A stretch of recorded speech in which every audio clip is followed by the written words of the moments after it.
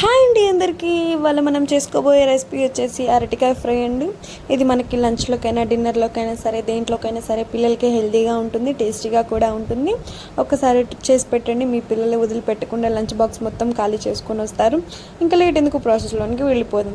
ముందుగా ప్యాన్ పెట్టేసుకొని దాంట్లో కొద్దిగా ఆయిల్ వేసేసుకొని కొద్దిగా ఒక స్పూన్ తాలింపు గింజలు, ఒక ఆనియన్, 2 పచ్చిమిర్చిని ముక్కలుగా కట్ చేసి వేసేసుకొని ఒక స్పూన్ వరకు అల్లం వెల్లుల్లి పేస్ట్ వేసేసుకొని బాగా వేయించేసేసుకోవాలి. పచ్చివాసన పోయేంత వరకు వేయించేసేసుకున్న తర్వాత ఇప్పుడు దాంట్లోనికి మనం ముందుగా కట్ చేసి పెట్టుకున్న అరటికాయ ముక్కల్ని కొద్దిగా ఉప్పు నీళ్ళలో నానేసుకుంటే ఏంటంటే గరిపోకుండా ఉంటాయండి, నల్లగా అయిపోకుండా ఉంటాయి. ఆ అరటికాయ ముక్కల్ని మొత్తాన్ని కూడా ఆనియన్స్లో వేసేసి బాగా కలిపేసేసి ఒక 5 నిమిషాల పాటు మూత పెట్టేసేసి మగ్గనివ్వాలి. ఒక 5 నిమిషాల తర్వాత మనం మూత తీసి చూస్తే మనకి అరటికాయలు మొత్తం ఉడికిపోయి ఉంటాయండి. ఆ విధంగా ఉడికిపోయిన తర్వాత ఒక స్పూన్ వరకు లేదా స్పూన్నర వరకు సాల్ట్ వేసేసుకొని బాగా కలిపేసేసుకోవాలి.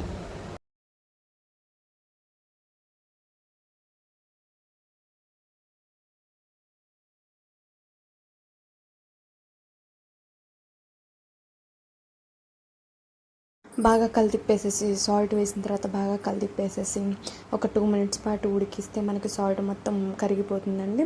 2 మినిట్స్ పాటు ఉడికిన తర్వాత దాంట్లోకి ఒక పావు స్పూన్ వరకు పసుపు వేసేసి బాగా కలిపేసేయాలి. అది కూడా ఒక 2 మినిట్స్ పాటు ఉడికేసిన తర్వాత ఒక స్పూన్ వరకు కారం వేసేసుకొని బాగా కలిపేసేసుకోవాలి. ఒక స్పూన్ ధనియాల పొడి వేసేసుకొని బాగా కలిపేసేసుకోవాలి. ఇప్పుడు బాగా కలిపేసేసుకుంటే మనకి ఒక 5 మినిట్స్ పాటు ఉడికిస్తే మనకి అరటికాయ ఫ్రై అనేది బాగా మగ్గిపోయి బాగుంటుందండి. టేస్ట్ అయితే చాలా అంటే చాలా సూపర్గా ఉంటుంది. ఈ వీడియో కనుక నచ్చితే లైక్ చేయండి, కామెంట్ చేయండి, సబ్స్క్రైబ్ చేయడం మాత్రం మర్చిపోకండి. ఫాలో అవ్వండి. బాయ్.